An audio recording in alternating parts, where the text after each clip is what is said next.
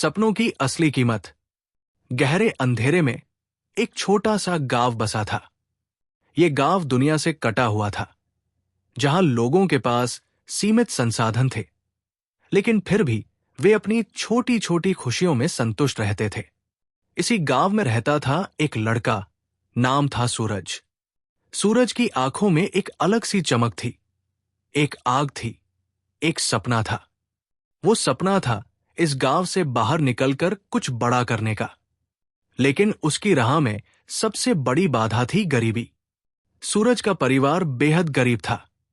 उसके पिता खेतों में मजदूरी करते थे और मां गांव के दूसरे घरों में काम करके किसी तरह घर चलाती थी। उनकी आमदनी इतनी कम थी कि कभी कभी 2 वक्त का खाना भी मुश्किल हो जाता। लेकिन इन मुश्किलों के बावजूद सूरज के सपने कभी धुंधले नहीं पड़े।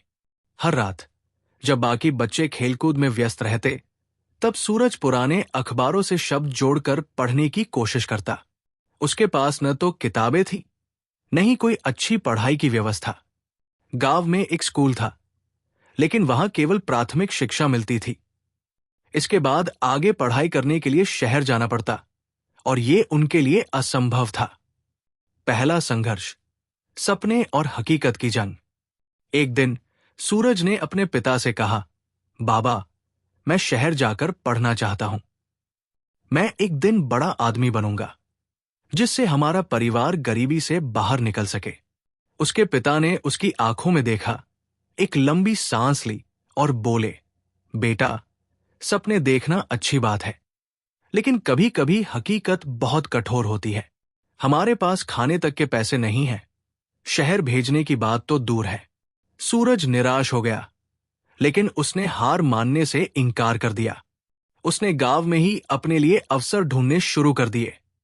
वो खेतों में मजदूरी करता, गांव के बच्चों को पढ़ाता और जो भी छोटे मोटे काम मिलते उन्हें करता।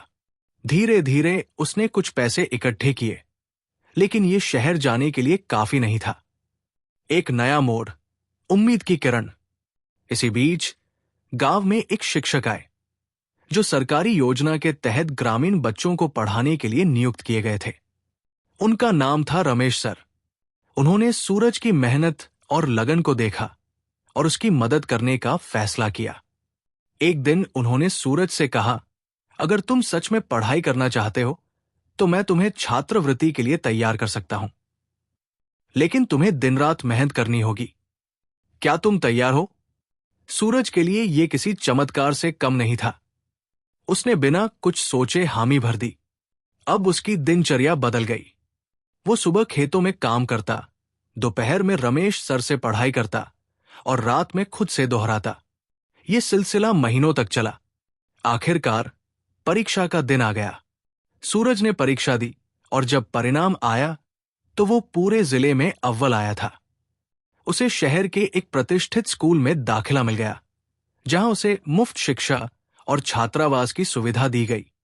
शहर की कठिनाइयां, नया संघर्ष, नई सीख। शहर में आकर सूरज को एहसास हुआ कि यहां की जिंदगी गांव से बहुत अलग थी।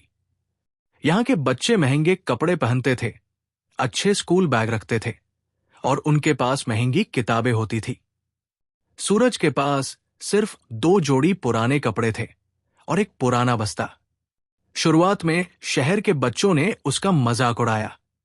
वे कहते, गांव से आया हुआ लड़का हमारे साथ कैसे पढ़ सकता है? लेकिन सूरज ने इन बातों की परवाह नहीं की। वो अपने लक्ष्य पर अडिग रहा। उसने अपनी पढ़ाई में पहले से भी ज्यादा मेहनत की। धीरे धीरे उसकी मेहनत रंग लाने लगी। वो हर विषय में अव्वल आने लगा। उसके शिक्षक भी उसकी लगन से प्रभावित हुए। एक दिन स्कूल के प्रिंसिपल ने उसे बुलाकर कहा, सूरज, तुम्हारी मेहनत और लगन को देखते हुए हम तुम्हें आगे की पढ़ाई के लिए छात्रवृत्ति देने का फैसला कर रहे हैं। अगर तुम इसी तरह मेहनत करते रहे तो तुम्हें उच्च शिक्षा के लिए विदेश जाने का मौका भी मिल सकता है। यह सुनकर सूरज की आंखों में आंसू आ गए। उसने अपने माता पिता को यह खुशखबरी सुनाई और पहली बार उसके पिता की आंखों में गर्व के आंसू थे। सफलता की राह और अंतिम परीक्षा। साल बीतते गए। सूरज ने अपनी पढ़ाई पूरी की और इंजीनियरिंग की डिग्री हासिल की। उसे एक बड़ी मल्टीनेशनल कंपनी में नौकरी मिल गई। पहली तनख्वाह आते ही उसने सबसे पहले अपने माता पिता के लिए एक नया घर खरीदा। जब वो अपने गांव लौटा तो वही लोग जो कभी उसे गरीब किसान का बेटा कहकर ताने देते थे, आज उसे सम्मान से देख रहे थे।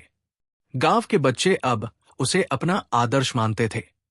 सूरज ने केवल अपनी ही जिंदगी नहीं बदली, बल्कि उसने गांव के दूसरे बच्चों के लिए भी एक स्कूल खोला, ताकि कोई और बच्चा संसाधनों की कमी के कारण अपने सपनों से वंचित न रह जाए। सबक जो हमें सीखने को मिलता है, सपनों को पूरा करने के लिए केवल इच्छा ही नहीं, बल्कि लगातार मेहनत भी जरूरी है। मुश्किलें हर किसी की जिंदगी में आती है, लेकिन जो उनसे लड़कर आगे बढ़ता है वही सफल होता है। सच्चे मार्गदर्शक और अच्छे शिक्षक हमारी जिंदगी में एक महत्वपूर्ण भूमिका निभाते हैं।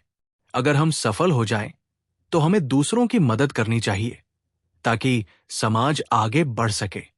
अगर सूरज हार मान लेता तो शायद वो गांव में ही मजदूरी कर रहा होता, लेकिन उसने अपने डर को हराया, कठिनाइयों को झेला और अंत में अपने सपने को साकार किया। अगर तुम्हारे भी कोई सपने हैं तो ये मत सोचो कि तुम्हारे पास संसाधन नहीं है। ये मत सोचो कि दुनिया तुम्हें रोकेगी। बस एक कदम बढ़ाओ, फिर दूसरा और फिर तीसरा। धीरे धीरे तुम्हारी मेहनत रंग लाएगी। अगर आपको ये कहानी प्रेरणादायक लगी तो चैनल को सब्सक्राइब करें